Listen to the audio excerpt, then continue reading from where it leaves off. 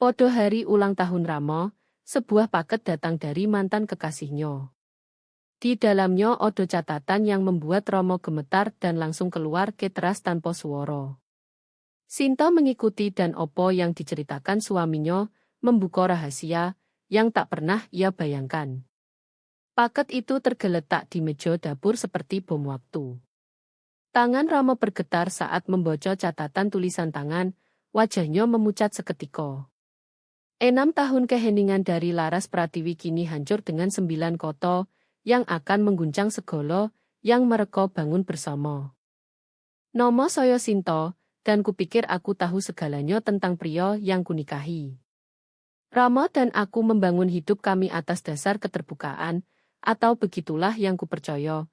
Hingga petang Oktober itu ketika sebuah kotak kardus sederhana menghancurkan 5 tahun keyakinan kami. Piring makan masih hangat dari mesin pencuci piring saat bel pintu berbunyi.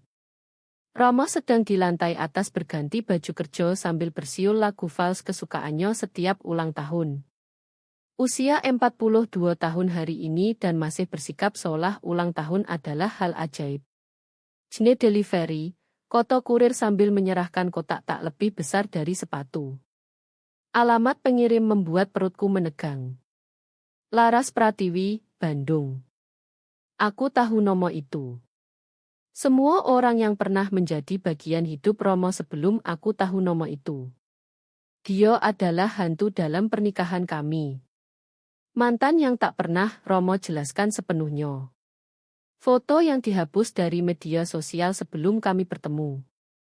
Nomor yang membuat Romo langsung mengalihkan pembicaraan dengan mahir. Kuletakkan kotak di meja dapur dan memanggil ke atas. Rama, paket untukmu. Dari siapa? Suaranya terdengar penasaran biasa seperti orang yang mengharapkan barang dari Tokopedia atau hadiah dari ibu. Laras Pratiwi. Siulan berhenti. Ku dengar langkahnya cepat, hampir tersandung saat turun. Dia masih memakai kaos dalam dan celana kerja. Rambutnya basah karena baru cuci muka. Tapi ekspresinya, yang membuatku mundur selangkah. Aku pernah melihat Romo khawatir, stres soal kerja atau masalah keluarga. Ini berbeda. Ini ketakutan murni. Dia menatap kotak seperti bisa meledak. Kau buka. Tidak, ditujukan untukmu.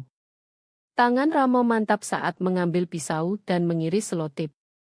Tapi aku perhatikan dia menahan napas. Di dalam, dibungkus tisu putih, ada 2 benda. Selembar kertas terlipat dan sesuatu dibungkus buble urap. Dia membuka yang kedua dulu. Itu undangan pernikahan. Kertas gading dengan embos emas. Nomo kami tidak ada. Yang tertulis, Rama Wijaya dan Laras Pratiwi mengundang kehadiran Anda. Undangan pertanggal 6 tahun lalu, 3 bulan sebelum Rama dan aku kencan pertama. Kau pernah bertunangan dengannya? Kata-kataku keluar lebih kecil dari yang kuharapkan. Rama tidak menjawab. Dia membaca catatan, wajahnya berubah-ubah emosi yang tak bisa kubaca. Tangan Rama mulai gemetar, benar-benar gemetar, dan dia harus bersandar ke meja. Aku butuh udara, katanya sambil berjalan ke pintu belakang. Rama, opo isinya? Dia berhenti di ambang pintu, tak menoleh. Dia tahu sesuatu yang tak pernah kuceritakan padamu. Sesuatu yang tak pernah kuceritakan pada siapapun. Angin Oktober Jakarta menerpa saat dia melangkah ke teras, meninggalkanku sendirian dengan catatan yang dia jatuhkan. Tanganku gemetar saat mengambilnya. Tulisan tangan Laras rapi, hampir seperti arsitek. Selamat ulang tahun, Romo. Aku diam selama 6 tahun sementara, kau membangun hidup baru di atas reputasiku yang terkubur. Tapi rahasia selalu muncul ke permukaan. Kebenaran tentang Yayasan Harapan Harmoni, Dono yang hilang, alasan aku benar-benar pergi. Saatnya menyeimbangkan buku. Beberapa hadiah datang dengan bunga. Aku baca 3 kali sebelum koto-koto itu meresap. Dono hilang, reputasi terkubur. Suhu dapur hangat kami seolah turun 10 derajat. Lewat jendela, aku melihat suamiku berdiri di ujung teras. Bahunya membungkuk bukan hanya karena angin. Pria yang membantuku mendirikan yayasan tangan kasih, yang tiap akhir pekan mengajar literasi keuangan untuk anak-anak miskin di pinggiran Jakarta, yang tak pernah menerima kembalian salah dari kasir tanpa mengoreksi. Apa yang telah dia lakukan? Saat akhirnya dia masuk kembali, matanya merah. Kita harus bicara, katanya, tentang Laras, tentang kenapa dia pergi, tentang apa yang kubiarkan terjadi. Aku tarik kursi dapur dan duduk, memegang cangkir kopi seperti jangkar. Bicaralah. Tapi bahkan saat dia mulai bicara, aku tak bisa hilangkan perasaan bahwa catatan Laras bukan hanya tentang masa lalu. Itu tembakan peringatan dan di suatu tempat di Bandung, dia menunggu apakah kami akan menghindar atau terbakar. Rama menuang air, tangannya masih gemetar 3 hari setelah paket tiba. Dia memberiku potongan-potongan cerita, kalimat setengah yang mati di tenggorokan, penjelasan yang berputar-putar pada dirinya sendiri. Sekarang dia hanya duduk di seberang meja dapur, menatap cincin kawinnya seolah ada jawaban di sono. Aku tak tahu harus mulai dari mana, katanya akhirnya. Mulai dari kenapa kau tak pernah bilang kau pernah bertunangan. Dia meringis. Karena membatalkan pernikahan adalah pemicu segalanya yang salah. Laras dan aku bukan hanya pasangan hidup. Kami mitra di Yayasan Harapan Harmoni. Aku tahu tentang yayasan itu tentu saja. Itu yayasan yang Romo dirikan sebelum kami bertemu, fokus bantuan hunian darurat bagi keluarga miskin agar tak jadi tunawisma. Dia pernah sebut hanya 3 kali dalam 5 tahun. Selalu sekilas. Selalu mengalihkan saat aku tanya kenapa dia keluar. Dia bukan mantan biasa, Sinto. Dia segalanya. Kami bangun organisasi itu dari nol. Mulai di apartemen kecilnya dengan laptop dan mimpi membantu orang hindari jadi gelandangan. Suaranya berat seperti tak pernah kudengar. Selama 4 tahun kami tak terhentikan. Mengumpulkan 2 miliar rupiah dono, bantu lebih dari 300 keluarga. Kami dimuat di Kompas. Segalanya sempurna hingga. Dia berdiri tiba-tiba, berjalan ke jendela. Sampai aku membuat keputusan yang menghancurkan segalanya. Aku menunggu, membiarkan keheningan memanjang.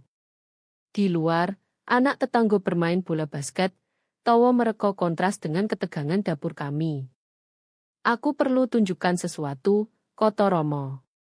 Dia naik ke atas dan kembali dengan map kuning yang tak pernah kulihat. Diambil dari lemari kantornya yang tersembunyi. Di dalam ada clipping koran, email cetak, dokumen hukum. Artikel pertama dari Jurnal Bisnis Indonesia, 6 tahun lalu. Pendiri Yayasan Harapan Harmoni keluar di tengah pertanyaan keuangan. Foto Laras menatapku. Wajah cantik, moto cerdas, tipe wanita yang bisa pimpin rapat atau lari maraton dengan sama mahirnya. Baca artikelnya, kata Romo pelan. Aku membaca cepat bahasa korporat hingga menemukan intinya. Kepergian Laras menyusul audit internal yang menemukan ketidakberesan alokasi hibah 500 juta rupiah.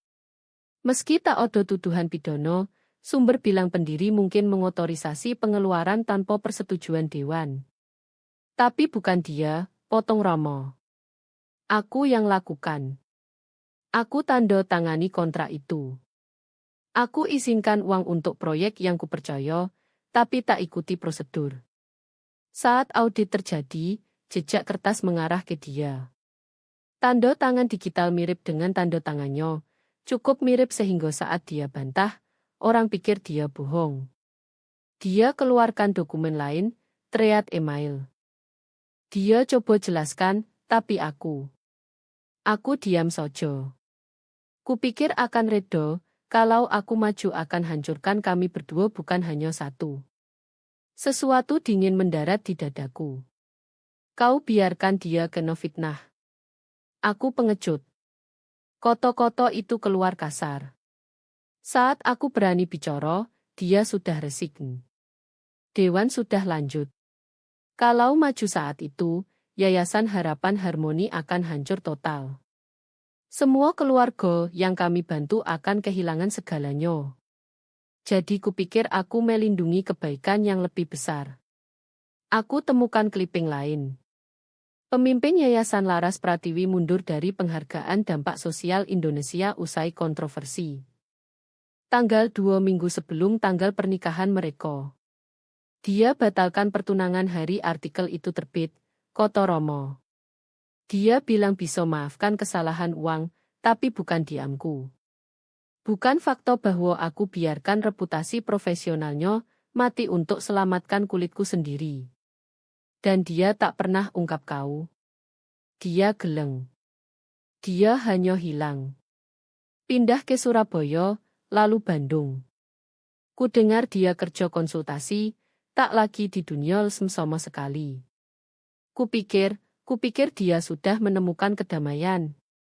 Aku angkat catatannya lagi. Ini tak terdengar seperti kedamaian. Romo ambruk di kursi. Bulan lalu ada artikel tentang Yayasan Tangan Kasih di jurnal yang dulu hancurkan dia. Tentang ekspansi kami, kesuksesan kami. Fotoku ada, diberi label kepemimpinan etis dalam aksi. Dia tertawa pahit. Dia pasti lihat. Aku pikir tentang yayasan kami yang dibangun atas prinsip transparansi dan akuntabilitas. Ironinya terasa seperti abu. Opo tepatnya yang dia tahu yang masih bisa sakiti kau? Semua. Dia punya email, dokumen, bukti bahwa aku yang tanda tangani kontrak itu. Dia bisa hancurkan reputasiku, yayasan kami, segalanya yang kami bangun. Lalu kenapa dia belum? Rama tatap mataku pertama kali sejak mulai bicara. Itu yang menakutkan. Laras tak pernah lakukan apapun tanpa alasan. Kalau dia hubungi sekarang setelah 6 tahun diam, itu karena dia punya rencana. Aku lihat undangan pernikahan lagi. Artefak elegan masa depan yang tak pernah terjadi. Di suatu tempat di Bandung, Laras Pratiwi duduk dengan amarah 6 tahun yang sah dan bukti yang bisa mengurai seluruh hidup kami. Dan bagian terburuk, dia berhak pakai itu. Malam itu aku tak bisa tidur. Sementara Rama gelisah di sampingku bergumam minta maaf pada hantu, aku duduk di ruang kerja rumah dengan laptop. Menyelami arkeologi digital runtuhnya, Yayasan Harapan Harmoni. Apa yang kutemukan membuat perutku mual. Jejak dimulai dari artikel arsip, tapi itu sudah disanitasi. Hati-hati. Cerita asli odo di kolom komentar, forum mesem, posting LinkedIn mantan karyawan. Laras tak hanya kehilangan pekerjaan. Dia dihapus secara sistematis dari industri yang dibantunya bangun. Resumenya ditolak di Surabaya. 3 tawaran dicabut setelah cek referensi. Sayang sekali. Dia brilian, tapi tak bisa sentuh 0,5 miliar tanpa izin dan harap tetap kerja di bidang ini. Odo yang tahu opo yang sebenarnya terjadi. Laporan audit disegel. Aku temukan versi cace website Lomo Yayasan. Bio Laras dihapus, tapi Waibat Majine ingat. Pendiri dan Direktur Operasi Laras Pratiwi membawa 10 tahun pengalaman pengembangan lesem berkelanjutan. Senyumnya di foto percaya diri, tak sadar opo yang akan datang. Pukul 3 pagi, aku temukan sesuatu yang membuatku tutup laptop dan menatap dinding. Thread email bocor ke situs pengawas lesem. Alamat pengirim dihapus, tapi email ini jelas. 2 hari sebelum audit, odo tip anonim tentang ketidakberesan keuangan ke Dewan. Gaya tulisan hati-hati, profesional, familiar. Aku buat kopi dan tunggu matahari terbit. Saat Ramo menemukanku di dapur, dia lihat wajahku dan tahu. Kau teliti yo. Kau yang kirim tip anonim yang picu audit. Keheningannya sudah jawaban. Ya Tuhan, Romo, kau jebak dia. Bukan. Koto itu meledak darinya. Aku coba perbaiki. Kupikir kalau aku laporkan anonim, aku bisa kendalikan narasi, minimalkan kerusakan. Tak pernah terpikir. Kau tak pernah terpikir mereka akan salahkan dia. Dia ambruk di kursi. Sistem tanda tangan digital yang kami pakai, aku tahu tanda tanganku bisa mirip dengan dia kalau tak diperiksa teliti. Tapi sumpah, Sinto, aku akan maju. Aku hanya butuh waktu cari cara lindungi yayasan. Dan alih-alih kau lindungi dirimu sendiri. Aku lindungi 300 keluarga yang butuh bantuan hunian. Suaranya pecah. Kau tahu apa yang terjadi kalau kebenaran keluar? Semua hibah dibekukan. Semua mitra putus. Orang-orang akan jadi gelandangan karena kesalahanku. Aku ingin simpati dengan logikanya, tapi yang kulihat hanya obituari karier Laras di thread komentar itu. Jadi kau tukar kariernya dengan rumah mereka. Tak seharusnya sejauh itu. Dia seharusnya bangkit. Dia brilian. Punya koneksi. Dia jadi radioaktif, Romo. Kau buat dia radioaktif. Ponselku bergetar. Email dari alamat tak kukenal. Investigate 2019 @protonmail.com. Subjek, karena kau sedang teliti. Tanganku gemetar saat buka. 3 lampiran. 1. Kontrak hibah asli dengan tanda tangan Romo yang sebenarnya. 2. Thread email antara Romo dan Ketua Dewan bahas kekhawatiran pengawasan keuangan. 3. Analisis forensik tanda tangan yang baru sebulan lalu. Pesan singkat, suamimu benar soal satu hal. Aku selalu punya rencana. Cek inbox yayasanmu. Aku lari ke laptop dan masuk ke email umum Yayasan Tangan Kasih. Odo. Dikirim 30 menit lalu ke seluruh dewan, donor besar, dan mitra. Subjek, transparansi dan kepemimpinan, perspektif sejarah. Romo, kataku, suaraku hampir bisik. Dia tak datang untukmu. Dia sudah di sini. Dia lihat dari bahuku saat aku buka email. Bukan tuduhan atau ekspos. Lebih buruk. Laras buat masterpiece perang korporat, analisis mendalam tantangan kepemimpinan etis di tata kelola, plus menggunakan studi kasus tanpa nama, yang siapapun kenal Yayasan Harapan Harmoni akan langsung kenali. Dia tulis tentang pentingnya akuntabilitas, bagaimana organisasi hanya bisa jaga kepercayaan publik lewat transparansi mutlak. Dia puji komitmen Yayasan Tangan Kasih podo nilai itu. Dia bertanya secara filosofis bagaimana pemimpin yang pernah gagal standar itu bisa cari penebusan. Dia tak sebut nama Romo. Tak perlu. Balasan sudah mulai masuk, kataku sambil lihat inbox memenuhi. Pertanyaan dari anggota dewan, kekhawatiran dari donor, permintaan rapat darurat dari sponsor korporat terbesar. Rama tatap layar, wajahnya abu-abu. Dia beri aku pilihan. Maju sendiri atau lihat dia bongkar segalanya pelan-pelan. Apa yang akan kau lakukan? Dia diam lomo. Yang seharusnya kulakukan 6 tahun lalu. Mengaku kebenaran. Tapi bahkan saat dia bilang itu, aku bertanya-tanya apakah kebenaran cukup. Laras habiskan 6 tahun sempurnakan momen ini, ubah rasa sakitnya jadi ketepatan. Dia tak hanya cari keadilan. Dia orkestrasi. Dan kami semua akan main peran dalam simfoni konsekuensi yang dia susun rapi. Rapat darurat dewan dijadwalkan Jumat. 3 hari menyaksikan reputasi yang kami bangun retak seperti es di bawah tekanan. Selasa, 2 donor besar minta pertemuan klarifikasi. Rabu, Cvo kami Bu Margaret tangani telepon dari wartawan yang dengar rumor soal kepemimpinan. Romo lempar diri ke damage control, tapi kulihat dia retak. Dia draft email ke dewan lalu hapus, mulai telepon donor lalu tutup sebelum sambung. Pria yang bisa rayu dono dari batu kehilangan kata-katanya. Mungkin aku mundur diam-diam saja, katanya Rabu malam, tatap makan malam yang tak disentuh. Mundur sebelum opo? Sebelum Laras rilis opo lagi yang dia pegang. Aku geser piringku. Dia tak akan berhenti, Romo. Tak sampai kau akui secara publik opo yang terjadi.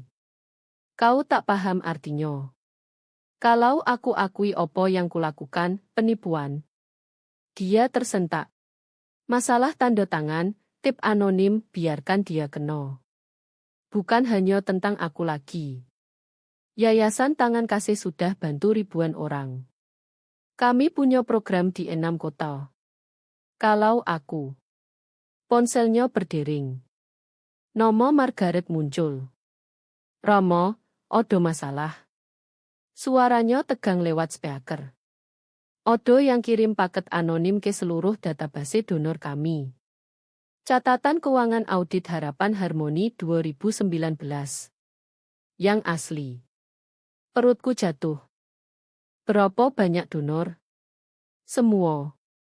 Setiap kontak yang beri lebih dari 10 juta dalam 3 tahun terakhir. Margaret jeda. Odo lagi. Paketnya odo catatan. Tanya Romo Wijaya kenapa Laras Pratiwi benar-benar keluar dari Yayasan Harapan Harmoni. Lalu tanya diri sendiri apakah donasimu aman. Wajah Romo memutih. Aku telepon rapat darurat. Odo wartawan di lini lain. Margaret potong. Dari Kompas. Mereka akan tayang cerita besok tentang akuntabilitas kepemimpinan. Mereka punya pertanyaan soal masa jabatanmu di Harapan Harmoni. Setelah Margaret tutup, kami duduk dalam keheningan menghancurkan. Ponsel kami bergetar bersamaan. Email, panggilan dari anggota dewan yang baru buka surat. Dia rencanaan ini sempurna, kataku, hampir kagum meski tak mau. Mati karena 1000 luka. Bukan satu pukulan mematikan yang mungkin bikin orang kasihan padamu. Tapi tekanan stabil sampai aku patah, suara Romo hampa. Dia tahu aku. Tahu aku lebih suka jatuh di pedang sendiri daripada lihat orang lain menderita karena kesalahanku. Aku buka laptop cek email organisasi. Subjek-subjek membuat hatiku tenggelam. Kekhawatiran soal komunikasi baru. Minta klarifikasi mendesak. Tarik sponsor golo musim semi. Pertanyaan akuntabilitas. Butuh jawaban asap. Lalu aku lihat. Email dari Lara sendiri, kali ini langsung ke aku. Sinto, kau kelihatan orang baik yang terjebak di jaring orang lain. Aku tak senang opo yang terjadi podo Yayasan Tangan Kasih.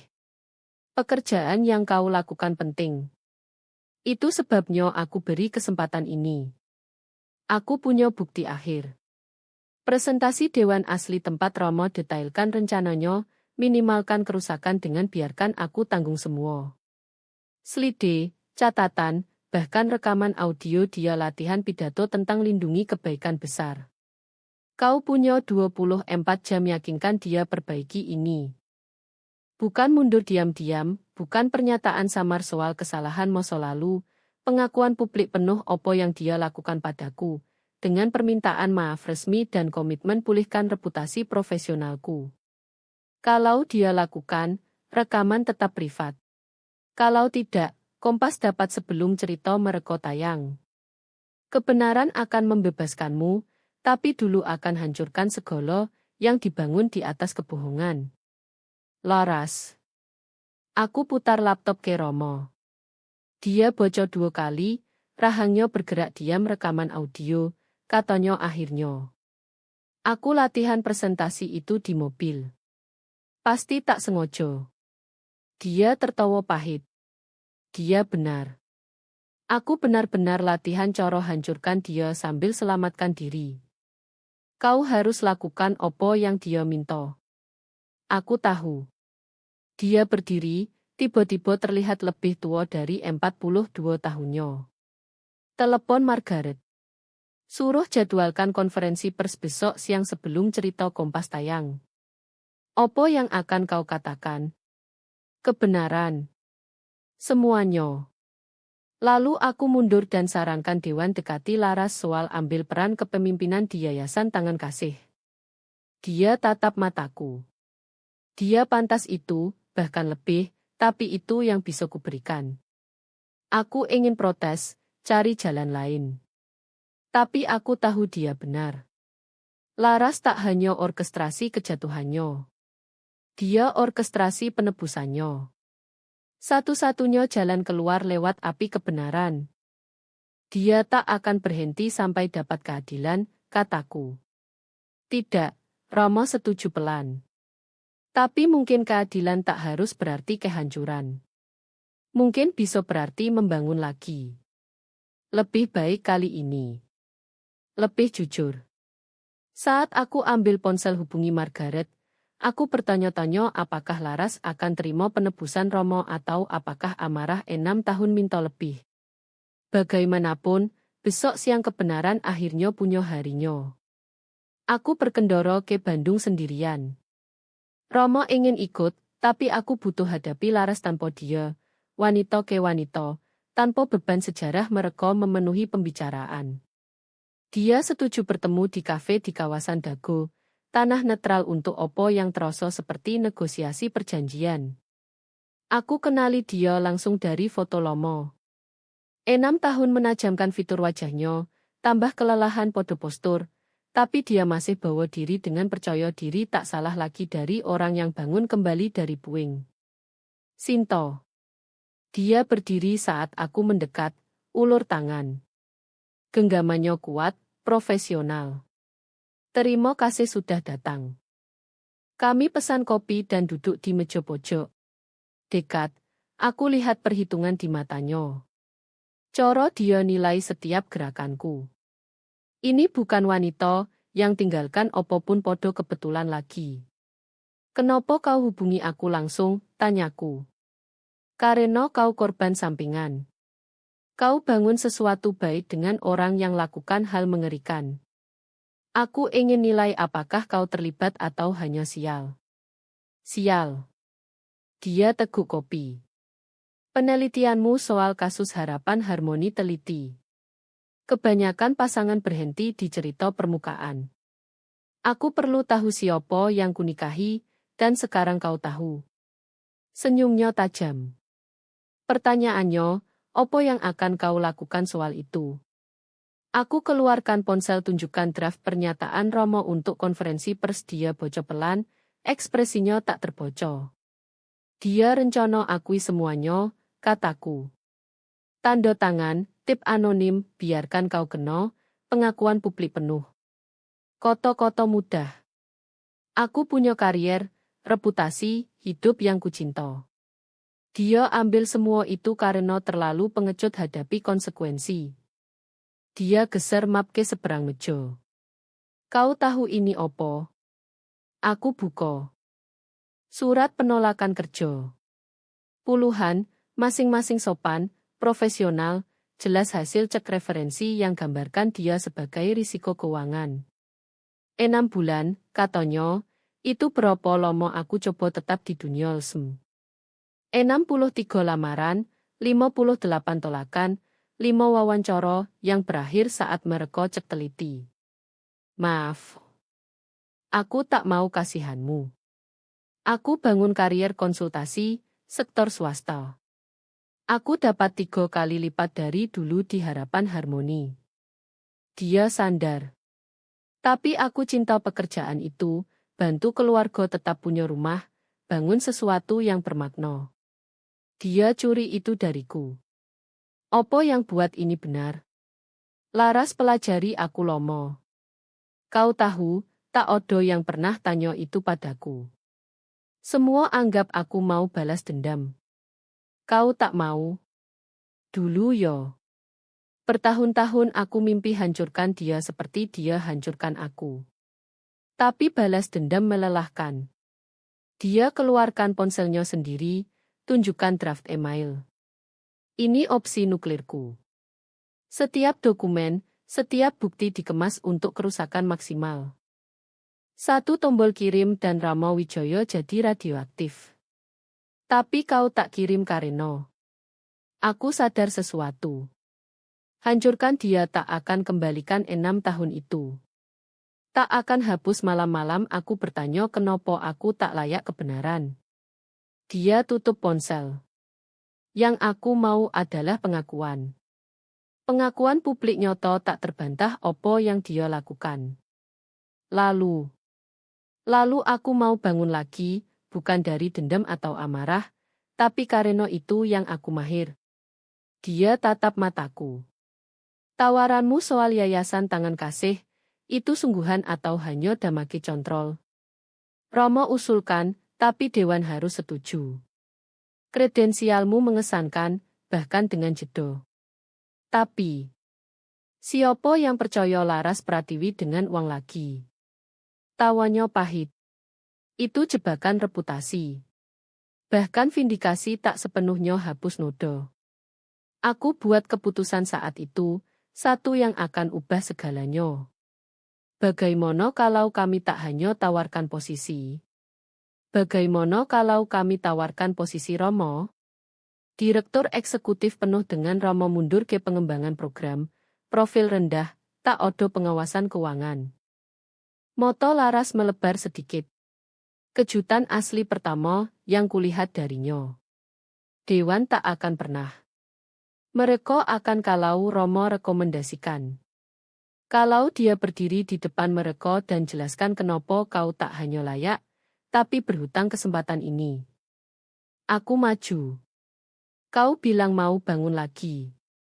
Ini kesempatanmu. Bukan sebagai wanita yang dirugikan, tapi sebagai pemimpin yang yayasan tangan kasih butuhkan. Dia diam lama, putar cangkir kopi dengan rotasi 1/4 presisi. Dan Romo akan terima ini dikelola aku. Kupikir dia anggap itu penebusan parsial. Dan sejujurnya, dia brilian di desain program, tapi buruk di politik. Kau selalu otak strategis di harapan harmoni. Kau sudah teliti. Aku teliti saat lindungi opo yang kubangun juga. Aku jedo. Jadi, opo pilihannya? Hancurkan atau bangun? Laras tersenyum saat itu. Senyum asli yang ubah wajahnya. Kau tahu opo? Aku lelah merobohkan. Mari kita bangun sesuatu lebih baik. Dia ambil dari tasnya flash drive. Rekaman yang Romo khawatirkan. Semua di sini. Anggap deposit itikat baik. Dia geser ke aku. Tapi pahami ini. Kalau dia goyah, kalau dia coba minimalkan atau alihkan besok, aku punya salinan. Ini bukan pengampunan. Ini transaksi bisnis. Aku paham. Benarkah? Dia berdiri, kumpulkan barang. Suamiku dan aku pernah bangun sesuatu indah. Lalu dia bakar untuk selamatkan diri. Aku mau coba lagi, tapi kali ini fondasinya harus kebenaran. Kebenaran lengkap yang tak nyaman. Saat dia berjalan pergi, aku duduk dengan flash drive di tangan, timbang bobot kecilnya lawan perubahan besar yang datang besok. Romo akan berdiri di depan kamera dan akui pilihan yang selamanya ubah cara orang lihat dia. Dan entah bagaimana dari kehancuran itu, kami semua harus cari cara bangun lagi. Satu-satunya pertanyaan, apakah fondasi cukup kuat saat dibangun di atas abu pengkhianatan? Ruang rapat yayasan tangan kasih tak pernah terasa lebih kecil. 12 anggota dewan duduk mengelilingi meja polesan, ekspresi mereka dari bingung sampai marah tersembunyi. Margaret cetak salinan setiap email, setiap dokumen yang Laras rilis. Tumpukan itu di tengah meja seperti tuduhan. Rama berdiri di kepala ruangan. Tak ada PowerPoint, tak ada catatan, hanya dia dan kebenaran yang dihindarinya 6 tahun. Sebelum kita bahas konferensi pers, kata Robert Winters, ketua dewan dan donor terbesar, kita perlu paham persis apa yang kita hadapi. Dokumen-dokumen yang dikirim ke kita, Asli. Yo, koto Romo sederhana. Semuanya. Riak ketidaknyamanan lewat ruangan. Jennifer Martinez, yang jalankan firma konsultasi, maju. Jadi kau akui penipuan keuangan. Aku akui tanda tangani otorisasi hibah tanpa persetujuan Dewan di Yayasan Harapan Harmoni, lalu biarkan rekan pendiri tanggung jawab saat audit ungkap ketidakberesan. Biarkan. Suara Robert tajam. Email ini tunjukkan kau sengaja arahkan tuduhan ke Nono Pratiwi. Rahang Romo menegang. Aku kirim tip anonim picu audit, pikir aku bisa kendalikan hasil. Saat investigasi fokus ke Laras karena tanda tangan kami mirip di sistem digital. Aku diam. Kau hancurkan karier wanita tak bersalah untuk selamatkan diri. Koto Patricia Huang, anggota Dewan paling lomo. Dan sekarang wanita somo itu sistematis hancurkan Yayasan Tangan Kasih. Kenapa kami tak terima pengunduran dirimu sekarang dan jaga jarak total? Aku berdiri dari kursi pojok. Karena Laras Pratiwi tak mau hancurkan Yayasan Tangan Kasih. Dia mau pimpin. Ruangan meledak. Aku angkat tangan minta diam dan lanjut. Aku bertemu dia kemarin. Dia mau pertimbangkan gabung tim kepemimpinan kami, tapi hanya kalau Romo akui secara publik apa yang dia lakukan dan mundur dari jabatan direktur eksekutif. Kau mau kami rekrut wanita yang sabotase kami? Suara Jennifer tak percaya. Dia tak sabotase kami, koto Romo pelan. Dia angkat cermin. Semua yang dia ungkap benar. Setiap pertanyaan yang dia ajukan valid.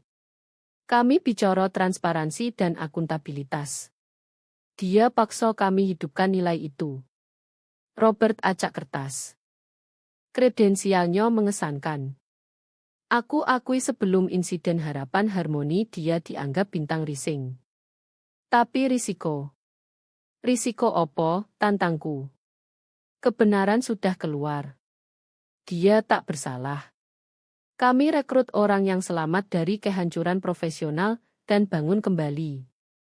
Orang yang paham biaya kegagalan etis karena dia bayar. Gila, gumam Thomas Chen, cvo kami. Kita tak bisa hanya.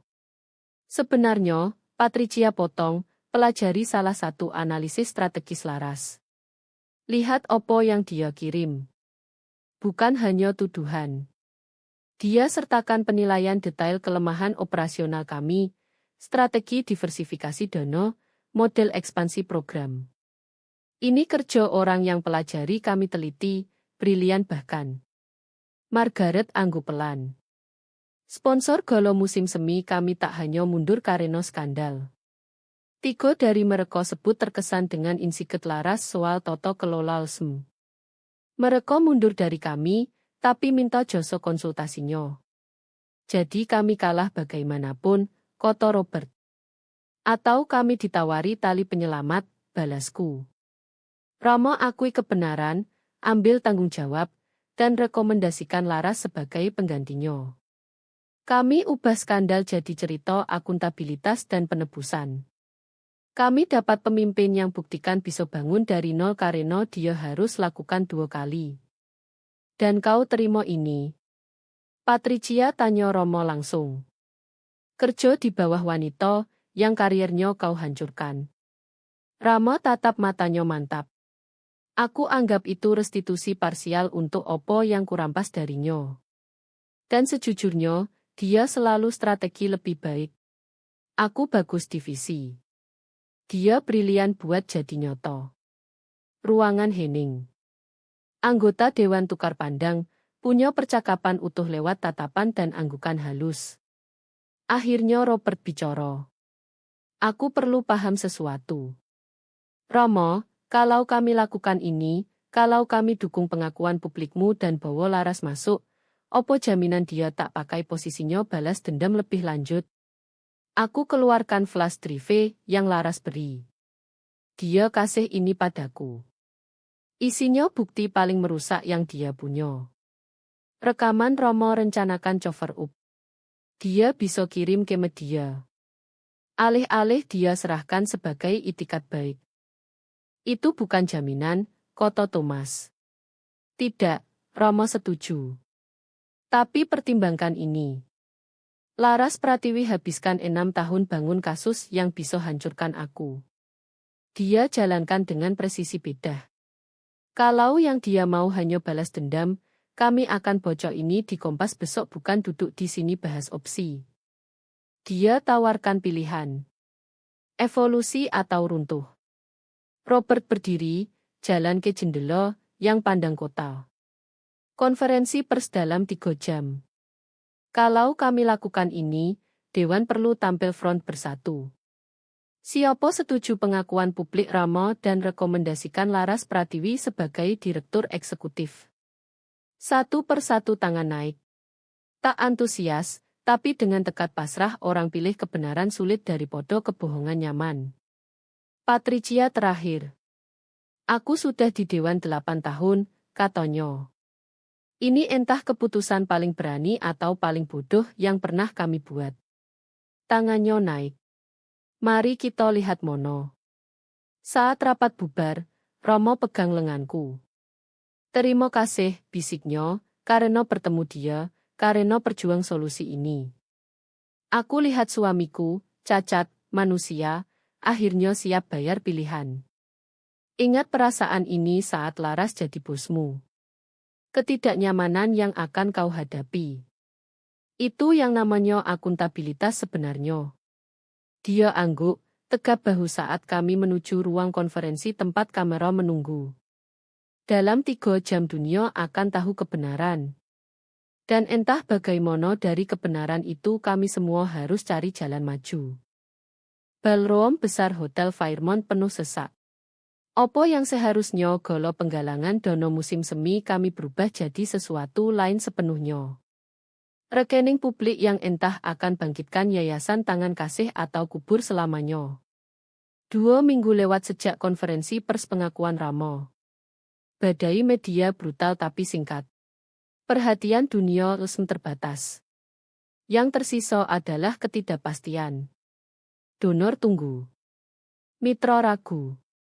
Semua ingin lihat opo yang terjadi selanjutnya. Rama berdiri backstage, atur dasi dengan tangan gemetar. Dia turun berat badan, stres ukir garis baru di sekitar moto. Tak percaya dia setuju datang, gumamnya. Dia punya alasannya, kataku sambil luruskan kerahnya. Ingat ini momen dia, bukan milikmu. Kau bicara dulu, minta maaf, lalu mundur. Jauh mundur. Lampu ballroom redup. Robert Winters naik panggung, rambut peraknya berkilau disorot. Ladies and gentlemen, 2 minggu lalu Yayasan Tangan Kasih hadapi krisis kepemimpinan dan kepercayaan. Malam ini kami hadapi masa depan. Dia perkenalkan Romo ke tepuk tangan sopan tak pasti. Suamiku jalan ke panggung seperti pria mendekati tiang gantungan. 6 tahun lalu, Romo mulai, suaranya mantap meski segalanya.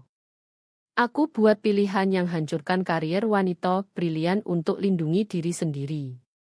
Aku biarkan Laras Pratiwi tanggung tuduhan mismanajemen keuangan di Yayasan Harapan Harmoni. Aku diam saat reputasinya terbakar. Aku bangun kesuksesanku di atas abu kehancurannya. Ruangan sunyi total. 300 donor, mitra, pemimpin tergantung setiap kota. 2 minggu ini aku pikir cara minta maaf untuk sesuatu tak termaafkan. Kebenarannya, aku tak bisa. Yang bisa aku lakukan adalah akui sepenuhnya kegagalanku, terima konsekuensi, dan pakai platform apapun yang tersisa untuk pulihkan opo yang kurampas. Dia tatap langsung kamera, yang live streaming. Laras Pratiwi tak bersalah atas ketidakberesan keuangan di Yayasan Harapan Harmoni. Setiap tuduhan terhadapnya berasal dari tindakanku dan kepengecutanku. Dia brilian, etis, dan tak pantas dapat opo yang terjadi padanya. Ramo Jedo, temukan Laras di audiens. Dia duduk di meja depan pakai gaun hitam, yang profesional sekaligus kuat. Ekspresinya tak terpocok, itu sebabnya, lanjut Ramo. Aku secara resmi sarankan Podo Dewan bahwa Laras Pratiwi jadi Direktur Eksekutif Yayasan Tangan Kasih berikutnya. Aku mundur ke peran pengembangan program tanpa tanggung jawab pengawasan keuangan. Ini tak cukup. Tak akan pernah cukup. Tapi ini awal. Dia mundur dari mikrofon. Keheningan memanjang sampai Robert kembali. Nona Pratiwi, bergabunglah dengan kami. Laras bangun dengan anggun cair. Kerumunan membuka jalan saat dia jalan ke panggung, bisik-bisik ikut. Dia ambil mikrofon dengan percaya diri orang yang siapkan momen ini bertahun-tahun. Terima kasih, Romo, katanya, suaranya sempurna lewat ballroom. Untuk akhirnya katakan kebenaran. Tepuk tangan pertama dari Patricia Huang, lalu satu lagi. Lalu bendungan pecah dan ballroom meledak tepuk tangan. Bukan tepuk sopan acara amal, tapi apresiasi asli menyaksikan sesuatu langka. Keadilan disajikan dengan anggun. Laras angkat tangan minta diam, aku perlu jelas. Ini bukan pengampunan. Ini gerak maju. Rama dan aku mungkin tak akan jadi teman lagi. Tapi kami bisa jadi rekan kerja bersatu tujuan. Misi tangan kasih lebih penting dari podo sejarah kami. Dia keluarkan dokumen dari podium. Ini janji. Setiap anggota dewan, setiap staf senior akan tanda tangan, komitmen pengungkapan langsung setiap pelanggaran etis. Tak odo rahasia lagi, tak odo diam lagi, tak odo karier dihancurkan lindungi yang bersalah. Satu persatu anggota dewan naik panggung tanda tangan. Rama tanda tangan terakhir, tangannya mantap sekarang. Beban rahasia akhirnya terangkat. Saat program formal selesai dan networking mulai, aku temukan Laras di bar. Itu generos, kataku. Pertahankan Rama di staf. Dia teguk anggur pelan. Hancurkan dia mudah. Bangun sesuatu lebih baik. Itu langkah kekuatan sejati. Dia pelajari aku. Kau tahu, pernikahanmu mungkin tak bertahan dinamika baru ini. Aku pikir jarak yang tumbuh antara Rama dan aku sejak kebenaran muncul. Aku tahu, tapi itu masalah besok. Malam ini tentang Yayasan Tangan Kasih. Laras angkat gelas ke kebenaran tak nyaman dan kesempatan kedua. Untuk bangun di atas fondasi lebih baik, balasku. Kami denting gelas saat pesta berputar di sekitar. Donor sambung lagi, mitra tunjukkan minat baru, dan di suatu tempat di kerumunan, Romo kerja ruangan dengan otoritas berkurang, tapi mungkin akhirnya dengan tujuan asli. Balas dendam selesai. Tapi tak terlihat seperti kehancuran. Terlihat seperti Laras Pratiwi berdiri tegak dalam kekuatannya, bangun masa depan yang pernah dicuri darinya. Pagi matahari menyinari jendela kantor Yayasan Tangan Kasih, terangi ruang yang berubah. 6 bulan lewat sejak golo, dan segalanya berbeda. Aku datang pagi, seperti kebiasaan baru, dan temukan Laras sudah di meja. Dia ubah kantor eksekutif, Romo jadi ruang koco. Benar-benar transparan desainnya. Tak odo lagi rapat pintu tertutup.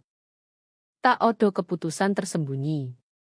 Pagi, Sinto, katanya tanpa angkat muka dari laptop. Laporan kuartal kelihatan bagus. Kerja samamu dengan Miller Foundation dorong kami lewati target 12%. Terima kasih. Aku tuang kopi dari poci komunal. Inovasi Laras lagi. Tak odo lagi layanan kopi eksekutif. Angka program pemuda Romo juga impresif. Yo. Dia akhirnya angkat muka. Dia berkembang di peran itu. Kadang orang perlu berada di tempat yang seharusnya, bukan tempat ego bilang. Itu terdekat dia akui dan so aneh yang kami semua lakukan. Romo sekarang lapor ke Laras, presentasikan proposal program dengan antusiasme orang yang bebas dari beban administrasi. Interaksi mereka profesional, bahkan ramah, tapi selalu bawa arus bawah sejarah. Kompas mau buat cerita lanjutan, kataku. 6 bulan kemudian. Di mono mereka sekarang? Begitu. Laras tersenyum, senyum asli yang semakin sering akhir-akhir ini. Bilang kami terlalu sibuk kerja untuk rayakan diri, tapi mereka boleh liput wisuda Ethical Leadership Fund bulan depan. 23 profesional mendapat kesempatan kedua karier. Itu ceritanya. Kantor mulai penuh staf. Suasana berbeda sekarang, lebih ringan entah bagaimana. Meski intensitas kerja, orang tertawa lebih, bicara lebih. Beban kebenaran tak terucap tak lagi tekan setiap interaksi. Rama tiba jam pukul 8.47, seperti tiap hari. Dia angguk ke Laras lewat kaca, lalu ke kantor kecilnya di sayap program. Kami hampir tak bicara di luar kerja berbulan-bulan. Pernikahan yang selamat rahasianya tak cukup selamat pengungkapannya. Kami ajukan pisah diam-diam, kebenaran lain yang dihadapi langsung bukan disembunyikan. Rapat staf 10 menit, Laras umum lewat interkom. Kita bahas ekspansi Jakarta.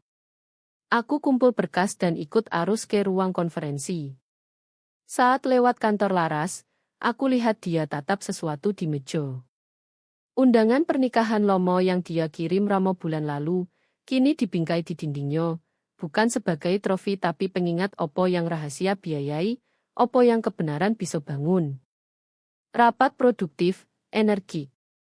Ide mengalir bebas coro tak pernah odo di bawah kepemimpinan Romo, yang baik tapi hierarkis. Laras punya bakat tarik suara, buat ruang untuk perbedaan dan diskusi. Sebelum tutup, kata Laras saat rapat hampir selesai, aku ingin akui sesuatu. Hari ini tandai 6 bulan sejak reorganisasi. Kami lewati setiap metrik, perluas jangkauan, dan yang terpenting, kami lakukan dengan transparansi lengkap. Itu berkat kalian semua, dia berdiri dengan postur seremonial. Tapi aku terutama mau ucap terima kasih podo Sinto Wijoyo. Kau bisa pilih pihak, bisa lindungi status quo. Alih-alih kau pilih kebenaran meski biayai secara pribadi. Yayasan Tangan Kasih lebih kuat karena keberanianmu. Ruangan tepuk tangan. Aku rasakan air mata ancam dan kedipkan. Di seberang meja, Rama tepuk juga, senyum sedih di wajah. Kami semua bayar harga kebenaran, sebagian lebih tinggi dari yang lain. Setelah rapat, aku temukan diri sendirian dengan Laras di ruang istirahat. Kau pernah nyesal? Tanyaku. Coro kau lakukan, orkestrasi teliti. Dia pertimbangkan, aduk gula ke kopi. Aku nyesal itu perlu. Tapi tidak, aku tak nyesal ambil kendali keadilanku sendiri. Sistem gagal aku. Tunggu karma berarti tunggu selamanya. Dan sekarang. Sekarang aku bangun lebih baik daripada sebelumnya, lebih kuat. Dia tatap mataku. Kau lakukan kerja bagus, Sinto. Jangan biarkan siapapun, bukan Ramo, bukan aku, bukan siapapun, buat kau ragu itu. Aku angguk, paham hadiah yang dia tawarkan. Absolusi, pengakuan, lembaran bersih. Hari lanjut ritme biasa. Aplikasi hibah, pertemuan mitra, evaluasi program. Tapi saat sore jadi malam, aku temukan diri di dek atap yang Laras pasang untuk istirahat wellness staff. Kota terbentang di bawah, penuh keluarga yang kami bantu tetap punya rumah, penuh potensi lebih. Ramo gabung, jogo jarak hati-hati. Aneh, katanya. Aku hancurkan segalanya hindari situasi ini tepat. Kerja di bawah Laras, hadapi konsekuensi. Tapi aku lebih baik di pekerjaan ini daripada pernah di jabatannya. Mungkin itu pelajarannya, balasku. Kebenaran punya cara tempatkan orang di posisi seharusnya, meski sakit, terutama saat itu. Kami berdiri dalam keheningan nyaman. Dua orang yang pernah saling cinta lewat kebohongan dan tak cukup lewat kebenaran. Tapi kami masih di sini. Masih lakukan kerja, masih pilih bangun dari podo bakar. Saat matahari terbenam di atas Jakarta, warnai langit dengan nuansa penebusan, aku pikir tentang balas dendam Laras, bagaimana dia orkestrasi bukan kehancuran tapi transformasi, bagaimana dia ubah rasa sakit jadi kekuatan dan kekuatannya jadi tujuan. Podo akhirnya, balas dendam terbaik tak disajikan dingin. Disajikan dengan kejujuran radikal, pertumbuhan tak nyaman, dan kepuasan diam menyaksikan sesuatu indah bangkit dari abu yang dihancurkan. Kebenaran tak membebaskan kami. Tak persis. Tapi menempatkan kami benar. Dan mungkin itu lebih baik. 6 bulan berlalu, dan Yayasan Tangan Kasih tak lagi somo. Transparansi jadi budaya, bukan slogan. Laras pimpin dengan tangan besi dibungkus beludru, tegas tapi adil. Selalu dengar suara staf, selalu prioritaskan misi bantu keluarga miskin Jakarta tetap punya atap. Rama kini bahagia di posisi rendah, fokus program pemuda literasi keuangan yang dia cintai sejak dulu. Tak ada lagi tekanan donor besar atau rapat dewan malam hari. Dia datang tepat waktu, pulang tepat waktu, dan untuk pertama kali dalam bertahun-tahun, dia tidur nyenyak. Pernikahan kami resmi berpisah bulan lalu. Tak ada drama besar, tak ada pertengkaran. Hanya pengakuan pelan bahwa cinta yang dibangun di atas setengah kebenaran tak tahan saat seluruh cahaya menyinari. Kami tetap saling hormat, tetap rekan kerja, tapi rumah yang dulu kami bagi kini jadi dua cerita terpisah. Sinta Wijaya belajar bahwa kadang melepaskan adalah bentuk cinta terbesar. Laras dan aku jadi teman tak terduga. Tiap Jumat pagi kami minum kopi di Cafe Dago, yang sama tempat negosiasi dulu. Dia tak pernah sebut Romo dengan amarah lagi, hanya fakta dingin. Dia baik di program, katanya suatu pagi. Tapi aku selalu yang jaga uang. Kami tertawa. Ironi hidup. Di luar kantor, berita Kompas lanjutan tayang. 6 bulan setelah pengakuan, Yayasan Tangan Kasih bangkit lebih kuat dengan transparansi. Foto Laras disampul, senyum percaya diri, cap Tion pemimpin yang bangkit dari abu.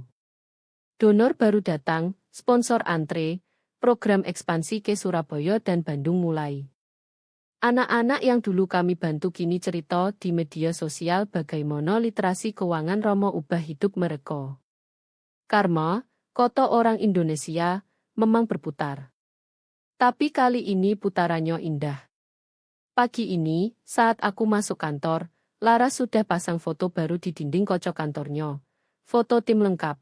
Romo di baris belakang tersenyum kecil. Aku di tengah, Laras di depan dengan tangan angkat kertas janji transparansi yang kami tanda tangani bersama. Di bawah foto itu tertulis satu kalimat sederhana yang dia tulis tangan. Kebenaran bukan akhir. Kebenaran adalah fondasi. Aku berdiri lama di depan foto itu. 6 tahun lalu, paket kecil dari Bandung ubah segalanya. Hari ini, paket itu jadi katalis pembangunan ulang yang lebih kuat. Ramo lewat, anggu padaku, lalu ke Laras. Laporan program bulan ini siap, Bu Laras. Bagus, Romo. Kita bahas siang. Tak ada ketegangan. Hanya kerja. Hanya maju. Sore harinya, di dek atap, aku duduk sendirian lihat matahari terbenam Jakarta. Lampu-lampu kota mulai menyala, rumah-rumah sederhana yang kami bantu tetap berdiri. Laras gabung, bawa 2 gelas teh jahe hangat, minuman favorit kami berdua sekarang. Kau baik-baik saja, tanyanya pelan. Lebih dari baik, jawabku. Aku sadar sesuatu hari ini. Balas dendammu bukan soal hancurkan Ramo. Tapi soal buat kami semua jadi versi lebih baik. Dia tersenyum, senyum yang dulu jarang. Mungkin. Atau mungkin kebenaran yang lakukan itu. Aku hanya dorong sedikit. Kami tertawa bersama. Di bawah, Romo keluar dari pintu utama, tas kerja di bahu, melambai ke security sebelum naik motor ke apartemen barunya. Tak ada penyesalan di wajahnya. Hanya kedamaian. Laras angkat gelasnya. Untuk fondasi baru. Untuk kebenaran yang tak nyaman, balasku. Gelas kami denting. Angin Jakarta sore bertiup lembut, bawa aroma hujan yang akan datang. Di kejauhan, lampu Monas menyala, simbol harapan yang tak pernah padam. Kisah kami tak berakhir dengan bahagia selamanya. Tapi berakhir dengan benar selamanya. Dan di Indonesia, di tengah lalu lintas macet dan mimpi-mimpi besar, itu sudah cukup. Itu lebih dari cukup.